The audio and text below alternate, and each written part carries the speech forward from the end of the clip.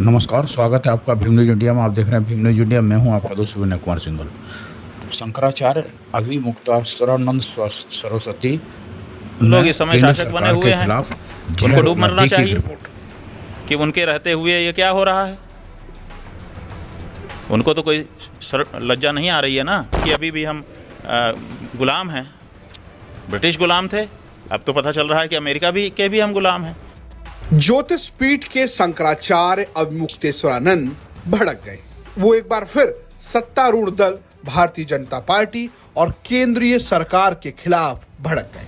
पाकिस्तान और भारत के बीच हुए सीज फायर हमले से वो बहुत दुखी हैं। वो इतने आहत हैं कि वो सीधे सरकार पर हमला बोल रहे हैं। कह रहे हैं कि सत्ता चलाने वालों को डूब मरना चाहिए, उन्हें लज्जा नहीं आ रही है।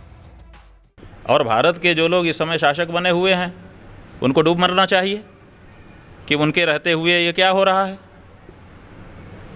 उनको तो कोई लज्जा नहीं आ रही है ना, जबकि हाँ, तो वो अपनी झेप को मिटाने के लिए तिरंगा यात्रा मिटा रहे हैं। उसी तिरंगा में अपना चेहरा छिपा लेंगे, बच जाएंगे।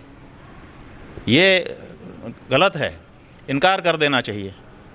और अगर अमेरिका ऐसा कहता है तो हम आक्रमण करेंगे, ये दिखाने के लिए कि तुम्हारी बात हमने नहीं मानी है। आप कैसे, अगर हमने आपकी बात मान भी ली तो उसकी घोषणा हम करेंगे और उसके कारण हम बताएंगे जनता को अपनी कि इन परिस्थितियों में हमने ये निर्णय लिया है। अगर वो निर्णय सही होगा तो हमारी जनता हमको साथ देगी। लेकिन हमारा निर्णय कोई और अपने जगह पे बैठ कर के करने लग जाए, ऐसा दिन तो अभी भारत का नहीं आया है कि आ गया है।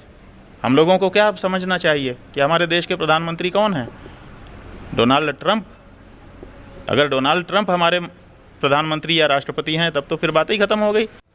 दरअसल शंकराचार्य न सिर्फ सीज फायर से दुखी हैं, बल्कि भारतीय जनता पार्टी की तिरंगा यात्रा पर भी कटाक्ष कर रहे हैं। शंकराचार्य को लगता है कि तिरंगा यात्रा निकालकर भारतीय जनता पार्टी अपने आप को तिरंगे के पीछे छुपा रही है और राजनीति कर रही है। दरअसल भारतीय जनता पार्टी 13 मई से लेकर 23 मई तक 10 दिनों तक तिरंगा यात्रा निकाल रही है। खुद सीएम योगी आदित्यनाथ ने लखनऊ में 13 तारीख को झंडा दिखाकर इस यात्रा की शुरुआत की। बता दें, इसका उद्देश्य भारतीय जनता पार्टी के लिए ऑपरेशन सिंदूर की सफलता का जश्न मनाना और आतंकवाद के खिलाफ देश की एकजुटता को प्रदर्शित करना है।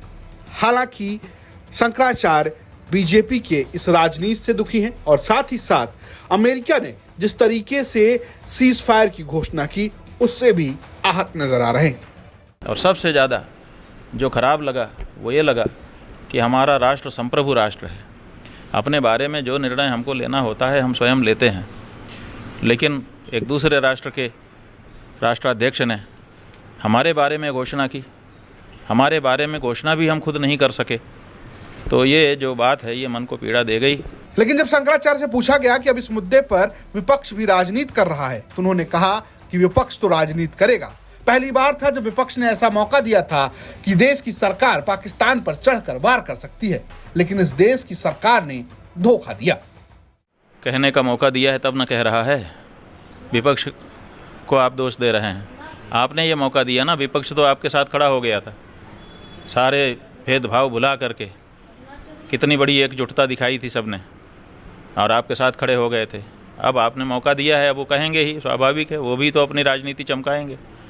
आप अपनी राजनीति तिरंगा यात्रा निकाल के चमकाएंगे, वो लोग आपका विरोध करके चमकाएंगे। आप लोग राजनीति चमकाओ और हम मरें, भारत की जनता लज्जित हो। 6 और 7 मई की रात को भारत ने पहलगाम हमले के खिलाफ ऑपरेशन सिंदूर की शुरुआत की। इसके तहत भारतीय सेना ने कई आतंकी ठिकानों को निशाना बनाया। लगभग 23 मिनट की इस ऑपरेशन में 9 आतंकी ठिकाने तबाह किए गए। इस हमले में करीबन 100 आतंकियों की मौत हुई। इसके बाद पाकिस्तान ने भारत पर युद्ध थोपा और हमले का दौर शुरू किया। इसके जवाब में भारतीय सेना ने पाकिस्तान के कई एयरबेस को तबाह किया और 10 मई को दोनों देशों के बीच सीज फायर हो गया। हालांकि भारतीय सरकार की घोषणा से पहले अमेरिकी राष्ट्रपति डोनाल्ड ट्रंप ने सोशल मीडिया के जरिए इसकी जानकारी दी कि उन्होंने इसकी मध्यस्थता की है। हालांकि भारत सरकार ने इसको लेकर सीधे तरीके से इनकार कर दिया है। सोमवार को प्रधानमंत्री नरेंद्र मोदी ने अपने भाषण में भी कहा कि पाकिस्तान से सिर्फ पीओके और आतंकवाद पर ही बात होगी। लेकिन डोनाल्ड ट्रंप के इस फैसले से शंकराचार्य समेत कई सारे लोग नाराज नजर आ रहे हैं। भीम न्यूज़ इंडिया को यूट्यूब पर सब्सक्राइब कीजिए, लाइक कीजिए, शेयर कीजिए, कमेंट्स कीजिए। भीम न्यूज़ इंडिया के फेसबुक पेज को भी फॉलो कर सकते हैं आप। बने रहिए हमारे साथ, देखते रहिए आपका अपना चैनल भीम न्यूज़ इंडिया। आपका बहुत बहुत धन्यवाद।